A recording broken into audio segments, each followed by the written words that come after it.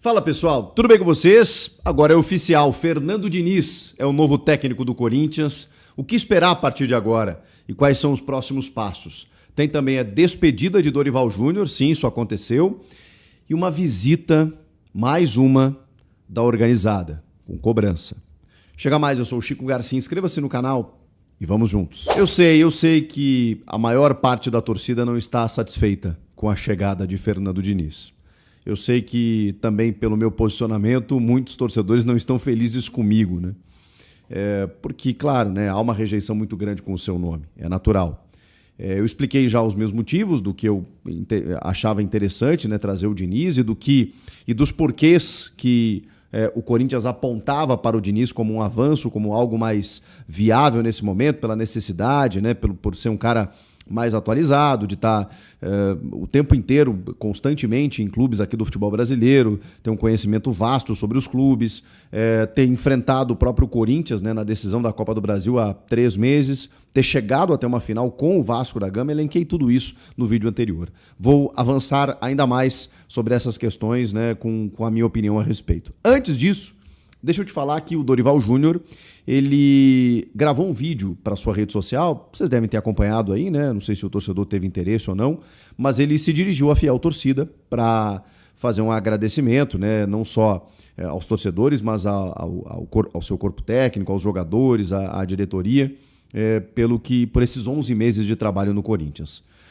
O Dorival, ele trouxe algumas informações nesse vídeo. A primeira é que ele abre o vídeo dizendo: já que eu não tive a oportunidade de me despedir, estou fazendo isso agora. Então talvez até o Dorival quisesse dar uma entrevista coletiva depois do jogo, mas também entendo que não faria muito sentido, né? Porque seria muito questionado sobre a saída e não teria muito mais o que dizer. Mas enfim, ele talvez quisesse ali, numa entrevista coletiva, né, dar o seu parecer, falar as coisas que ele disse no vídeo, mas quando ele disse que não foi lhe dada a oportunidade, talvez, né, ele tenha sido impedido de fazer isso. A outra informação é que ao final do ano passado, isso ele fala no vídeo, ele chegou ao presidente Osmar Stabile e colocou o seu cargo à disposição, mesmo depois de ter vencido a Copa do Brasil, com o seguinte argumento: não foi você que me contratou, né? O Dorival chega através do presidente Augusto Melo, não foi o seu atual diretor que me contratou, o Fabinho Soldado já tinha saído e Marcelo Paz era o executivo, e ele chegou e disse: você fica à vontade. Se você quiser continuar o trabalho ou encerrá-lo. E o Stabile, então, garantiu a Dorival que ele iria com ele até o fim do mandato. Isso, palavras do Dorival. Mas com uma condição, de que dessa vez os reforços viessem. Algo que ele já tinha negociado com o Fabinho Soldado, mas que, por conta do transfer ban, acabou não acontecendo. E o Dorival refere no vídeo o tempo inteiro que ele ficou até chato, né, em outras palavras, né, insistente pedindo reforços, porque 11 elementos, ele fala, saíram e chegaram apenas 7. Então, ainda mais com constantes lesões, né, de que o cobertor era curto mesmo. E aí tem uma informação de bastidores relacionada a esse tema, de que os jogadores não ficaram muito confortáveis com essas constantes pedidas de reforços do Dorival.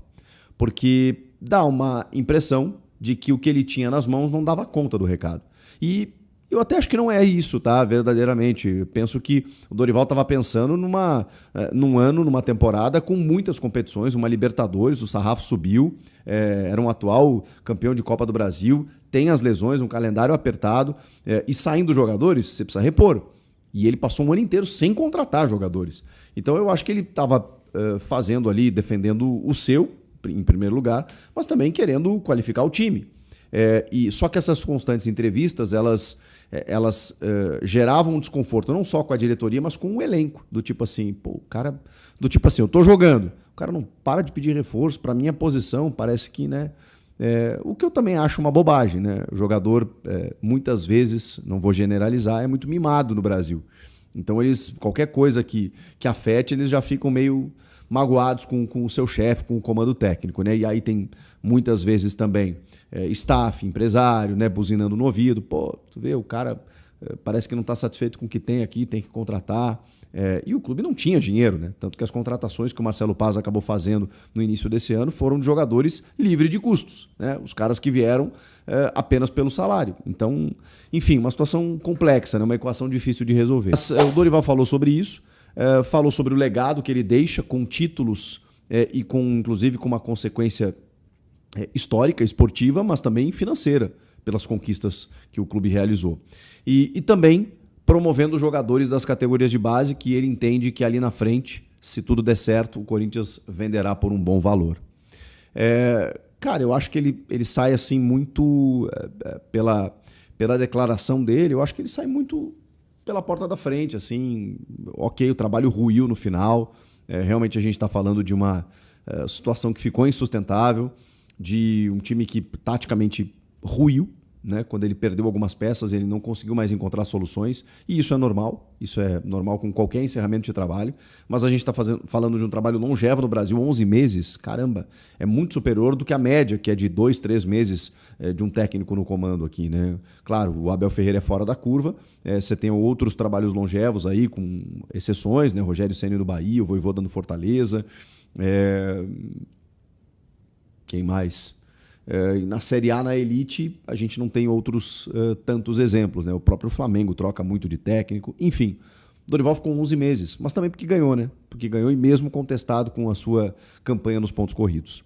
Enfim, Dorival Júnior vai seguir a sua vida, um cara correto, enfim. E aí teve, né, curioso, né? Porque ele gerou repercussões, inclusive com atletas. O José Martínez fez uma postagem que nem deu tempo de eu falar nos outros vídeos, né? Dizendo que a verdade prevalecerá. Uma coisa assim, né? Nesse sentido. Cara, o Martínez, desculpa, gente. Eu vi até gente questionando a volta dele. Ele tá lesionado. Uma lesão de cruzado que ele obteve nas férias sem avisar o Corinthians. Em que demorou para voltar por conta do passaporte. Chegou aqui lesionado. Ele não jogaria até o final do ano de qualquer maneira. Agora vamos achar que o Martínez é o que tem razão? É o Martínez que tem que voltar? Peraí, fez meia dúzia de bons jogos, a final da Copa do Brasil, que eu elogiei inclusive, mas no restante, vamos lá, jogador comum, tá? Não é essa bola toda, não é essa Coca-Cola toda aí. Então, calma lá, Martínez, tá bom? E o Rafa Brandino, que é o empresário do Igor Coronado, também fez uma postagem enigmática lá, né? Dizendo que, enfim, a verdade sempre vence. E aí tem uma postagem até da despedida do Coronado, né? Que ele saiu pela porta da frente e tudo mais. Enfim, questões, né, enigmáticas, como eu disse. Vamos seguir. Cara, a gente teve um episódio durante o dia que foi a cobrança das lideranças da Gaviões da Fiel com alguns jogadores, no carro dos jogadores ali na entrada e na saída do CT. Vamos lá. Eu tenho o máximo respeito pela Gaviões da Fiel, pela função social que ela exerce, especialmente, pela maneira de torcer, pela maneira de, enfim, de representar o clube. Mas, cara, desculpa, eu não consigo concordar com esse tipo de coisa. Eu sei que tem torcedor que gosta do apavoro, que acha que é isso mesmo, que os caras têm que ser cobrados. E tá aqui um cara que tá dizendo que ontem, no domingo à noite, foi uma vergonha o que aconteceu naquele jogo contra o Corinthians. Uma atitude lamentável, deplorável dos jogadores. Eles podem ser cobrados, eles devem ser cobrados. Mas não de uma maneira intimidatória, cara. Eu não consigo concordar com isso. Os caras lá, né, com uma testosterona lá, na janela do cara, apontando o dedo, falando grosso. Aqui é assim que funciona. E aí o Ranieri, gente. Pô, na moral, velho. O Ranieri. Pô, se o Ranieri tá jogando mal ou não, acho que é uma questão que dá para discutir e talvez ele tenha afundado junto com o time todo. Agora, cobrar o Ranieri, irmão. Porra, o Ranieri corre o jogo inteiro, cara. Então, pô, não tem como concordar com esse tipo de coisa. Podia ser qualquer um, tá? Mas aí, pô, os caras cobram o Ranieri, o Caio César. Você acha que o cara tá feliz de estar machucado? Aí os caras ficam, quando é que você vai voltar? Pô, você tem que voltar logo. E aí, vai jogar quando? O cara tá machucado, o cara chegou agora, gente. Quem é o Caio César na fila do pão? Desculpa. O cara chegou bem. Quando jogou bem. Tá machucado. E os caras estão fazendo o cara baixar o vidro pra ficar cobrando o jogador. Ah, desculpa, gente. Ó, esse tipo de coisa depõe contra a organizada. Porque não... A organizada cobra a diretoria? Cobrou os dirigentes passados? Com nota oficial? Porque também não tem que fazer esse tipo de coisa, tá? Lugar de cobrar e jeito de cobrar, para mim, é de outra maneira. Cara, eu abomino esse tipo de coisa. Eu não concordo. E a maneira como aconteceu... Pô... Enfim. Mas aconteceu essa cena, que eu fico me perguntando, fico imaginando, o jogador, como o Ranieri estava ali. Tipo assim, tá bom, porra, eu tô aqui, tô trabalhando, não interessa quanto eles ganham, não é esse o debate, né? Porque muita gente pensa assim, ele ganha muito, tem que ouvir mesmo. Cara, fica imaginando você, jogador, você ganha muito, os clubes pagam muito, você ganharia muito em qualquer time.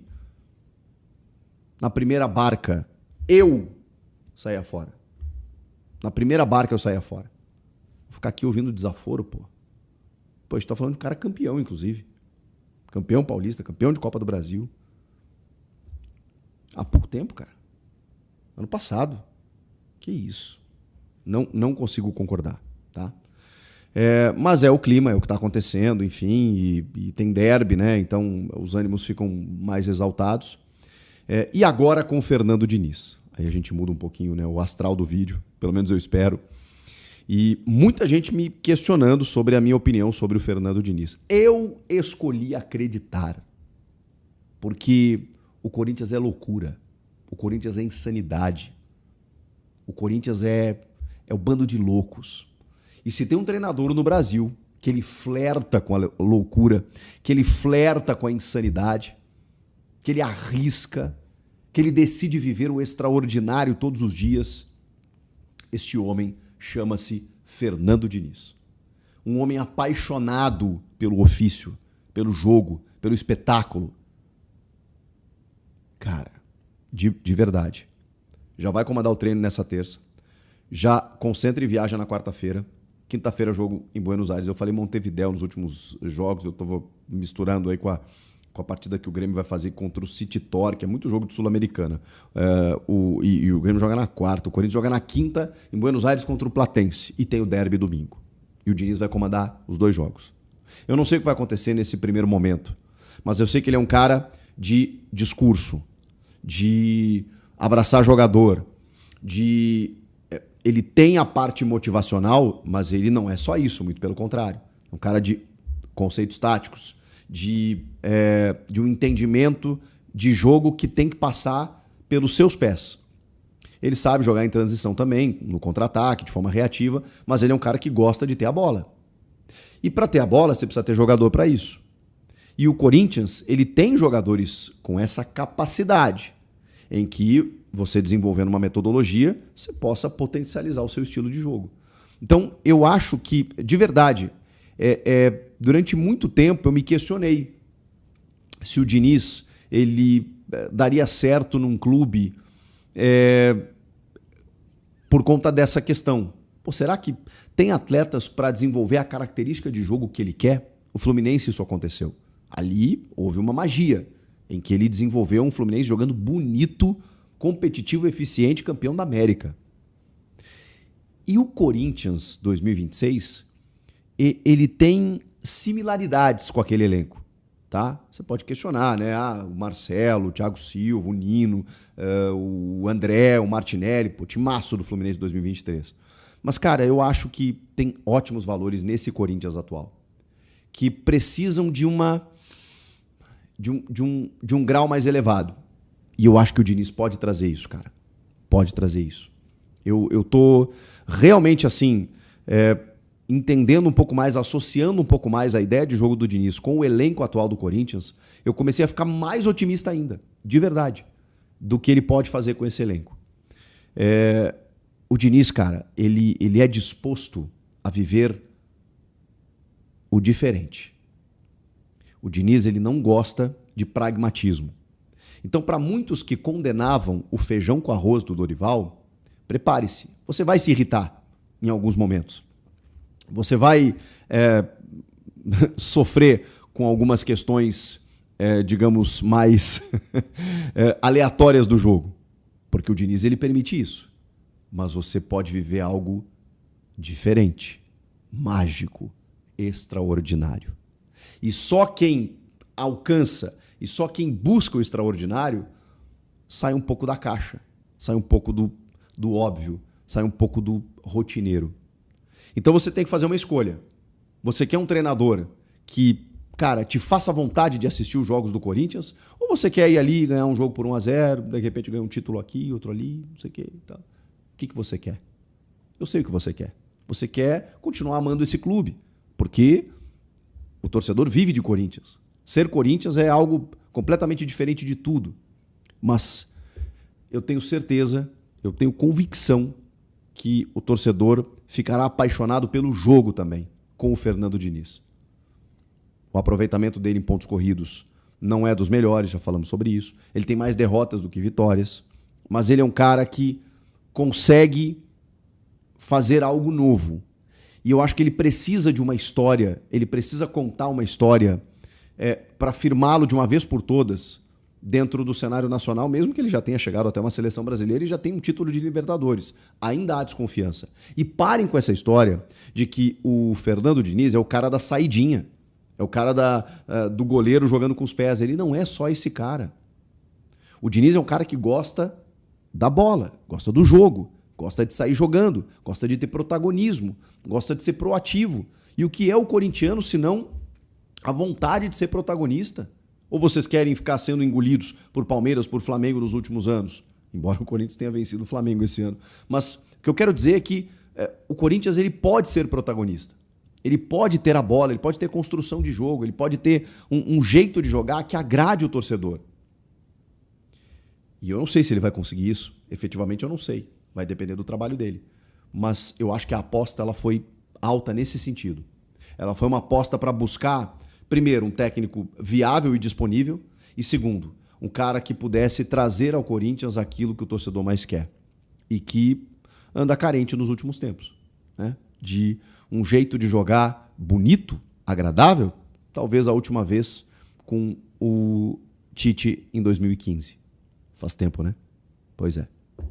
Quero te contar quais foram os alvos do Corinthians antes da contratação de Fernando Diniz. Você sabe, no domingo, depois da derrota por 1-0 para o Internacional, Dorival Júnior foi demitido na Neoquímica Arena. A partir dali, uma reunião ainda no estádio começou a debater sobre os nomes. O presidente Osmar Stabile deixou bem claro que o seu sonho seria o de contratar Marcelo Gallardo, ex-técnico do River Plate. Gallardo foi contactado e disse que só pretende voltar a trabalhar depois da Copa do Mundo. Ele também sinalizou que estar no Brasil não faz parte dos seus planos, nome descartado. Corinthians também fez contato com Felipe Luiz, ex-treinador do Flamengo. Felipe agradeceu o contato, o convite e o carinho, mas afirmou que havia acabado de se mudar para a Espanha, onde vai fixar residência enquanto aguarda por propostas de clubes europeus. Sobre Tite, foi um nome debatido, foi um nome discutido, mas 2 pontos pesaram contra. Primeiro, sua saúde, que parece estar debilitada. Depois, aquela cena feia do filho dele, o Matheus Bach, que é seu auxiliar, discutindo com o Tite na beira do gramado, ao lado do banco de reservas.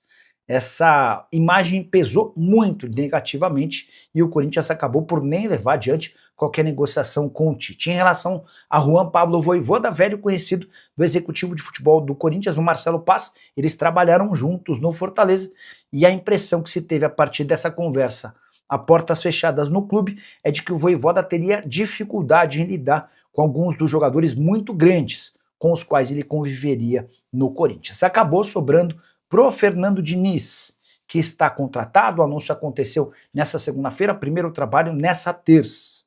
Fernando Diniz que chega para ganhar R$1,5 milhão por mês. Eu havia escutado de uma pessoa próxima ao Fernando Diniz que o pacote, incluindo o técnico e seus auxiliares, lhe garantiria R$2 milhões. O Corinthians me assegura que o pacote final será de R$1,5 milhão. Só para completar, registrar que Dorival Júnior deve assinar nessa terça-feira a rescisão do seu contrato com o Timão. E aí outra informação que vem do Corinthians, Dorival e todos os seus auxiliares custavam quase R$3 milhões por mês ao Corinthians. O clube precisa acertar a maior parte do pagamento da rescisão em relação à carteira, salário em carteira, mais ou menos R$4,5 milhões. O restante vai ser parcelado em longas vezes. Importante registrar que a multa prevista no contrato do Dorival era de 3 salários, ou seja, o custo final do Dorival e seus auxiliares pode se aproximar de até 9 milhões de reais. Curtiu o vídeo? Não esquece de deixar like, de se inscrever no canal. A gente se encontra assim que surgir notícia. Tchau. Valeu, fiel! Tamo junto demais. Aqui é o Radar Corintiano. Sempre na cola das notícias do Timão, do jeito que o corintiano gosta. Se você curtiu o vídeo, já fortalece aí com o like, porque isso ajuda demais o canal a crescer. Aproveita e compartilha com aquele parceiro que vive falando de Corinthians o dia inteiro. Se inscreve aí também, porque aqui todo dia tem resenha, tem notícia quente e tem aquele papo reto sobre o nosso Coringão. Se cuida aí! E vamos que vamos, porque o Corinthians não para nunca. E o Radar Corintiano também não!